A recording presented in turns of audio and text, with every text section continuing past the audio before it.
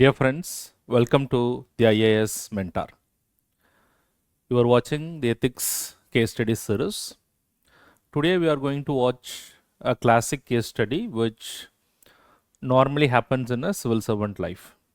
In fact, the very objective of ethics case studies in the civil service examination is to test your ethical response to various issues that can be presented in front of you. This is one such issue. You can put yourself in this particular position also. A very good case study which UPSC has asked. Let me just briefly take you through this particular case study before we try to answer this particular case study. The government officer here is Rakesh. He is known for the honesty, and because the superiors have a lot of confidence in him, they allowed Rakesh to identify the beneficiaries for a public health scheme. And Rakesh, when he is implementing it, one day he comes across a old couple, senior citizens, and who does require a medical help. And in fact, among the couple, the male partner is suffering from some ailments, and he is having some problem with regard to his digestive system, and because of which he is not able to do much of the physical work. And now they approach Rakesh for a help under the scheme that he is implementing, for which he is the authority to select the beneficiary. But however, as per the government guidelines, there are certain directions. Say, for example, it should be less than certain income limit. I think 1 lakh income limit is given. They should belong to a reserved community. They should be above 60 years of age. 60 years of age. And then it also says that the post surgery, the recovery should be better. That is how the doctor should see all those things. So these are all some of the conditions given. Under such a conditions, the couple come to Rakesh, and the doctor who is willing to help them is willing to do the surgery free of cost. And he is also certifying that once the surgery is done, the recovery could be much better. That would relieve the couple of the male member in the couple of a lot of pain that they are undergoing. But however, when Rakesh was trying to help them, one of the criteria is not met. That is, they do not belong to a reserved community. But otherwise, Rakesh know them from the very beginning, and he feels that they deserve the help from the particular scheme. Now, under such a situation, the question is, how should Rakesh respond to the situation? Now, the rules are saying one thing, but the rules are not fulfilled by the people who are seeking the help.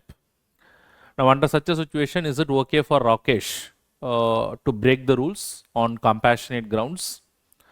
Is it okay for a government officer to violate the rules? Is it acceptable? Is it ethical? And that's exactly what we'll have to analyze in this particular case. A very good case study. I think most of you, when you become a civil servant, I think at some point or the other, you'll have to come across this particular ethical dilemma. Where when you look into the civil services values also, it says that you should be objective, you should be rule bound, but at the same time, you should also be compassionate towards the weaker sections. Therefore, both the things are conflicting here. So, how do you approach this particular case study? So, therefore, whenever you come across such a particular case study, I would suggest you to give a brief summary of what you have understood, not the facts in this particular case. That is not required, but the major grounds or the ethical issues on which the entire case study is revolving. So, very briefly, you can talk about this. So, that could act as an introduction to your case study, although you don't have to write the introduction. Now, see, when it comes to case study, you may not have much vocabularies. Few vocabularies you'll have to differentiate here and there so that you can get the best marks. So, this case involves a classic ethical dilemma. And what is ethical dilemma? To be rule compliant as a government officer, as a public servant, and at the same time, you also need to be compassionate towards the weaker sections of the society. So, whether to be compassionate or whether to be rule compliant, that's a basic ethical dilemma. And this case also provides an opportunity as an officer for Rakesh to think out of box without violating the legal mechanisms, and think out of box and through legitimate ways and by ethical principles. Is there any other way to help the individual? So the case also looks for such action from the government officer. So you can also put that in your introduction. So now coming to the directives that is given in the question, how should Rakesh respond to such a situation? So had you been Rakesh, had I been Rakesh, how would I respond to this particular situation? Is to follow the rules in letter and spirit, because the rule says that yes, the benefit cannot be given in this particular case because one of the condition is that they should belong to a reserved community. So therefore here they are not in the reserved community. So therefore you cannot use this particular health benefit to the couple. So that is not possible. The rule does not allow for it. So remember, first and foremost thing as a government officer is you have to stick the rules. You cannot break the rules yourself. That doesn't mean that I'm not saying that you should not think out of box to help the individual, but you cannot directly break the rules just because you are compassionate towards them. So that would not justify, even though the ends is to help an individual, but the mean should also be right because it should not violate the law here. So therefore, first yes, you will stick to the rules. But as an officer, it is not only your responsibility to stick the rules, but as an officer implementing the public program, it is also your responsibility to what? It is also your responsibility to think out of box. You should also look for possible legitimate legal and ethical options available where you will help that particular individual. So this shows that how compassionate you are. So you'll have to look for all those things. So what are the way by which you can look for? There are a number of options you can write under this.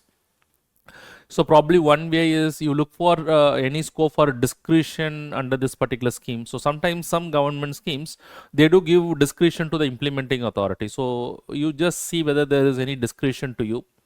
In case if there is no discretion from your side, but you see that it is a fit case that you can forward it to a superior where he can exercise his discretion, his or her discretion, probably you can report this matter promptly to the senior authority. Maybe to the district magistrate who normally is the controlling authority for all such schemes in a district. Okay, there is no discretion from the government side, legally you are not able to do any of those things, but still it would be legitimate for you to look for the support outside the government. Probably you can look to rope in some NGOs, civil societies, some corporates who might be doing what is called as corporate social responsibility. This is all you are going beyond just your legal duty to help the individual. That shows how compassionate you are towards the welfare of the people. And in addition to all those things, you can also look for what is called as crowdfunding. So crowdfunding is also an important source of pulling the fund because it does not require much. I think in this case, the overall estimate that is given is about 1 lakh or something. So probably these are all the opportunities that you can think, where you can think out of box, but all these things has to be legitimate and also ethical in nature. So these are all the things that you can write in your answer. I'm sure that if you approach a case study in this particular manner, I'm sure that you will be getting the best marks. All right. So very simple case study, but a very effective case study. As I already said, these are all type of case studies I think UPSC is likely to ask because these are all practically something that you will have to face when you get into the government service. All right. So with that, we are coming to end of this particular case study. So if you have any questions or queries about the case studies, you can reach out to me through the IAS Mentor channel. And one more announcement is we are also planning to launch a mentorship program in the IAS Mentor. So soon I'll come out with the details of the mentorship program. So interested students can reach out to me regarding the mentorship program. Thank you very much. All the very best.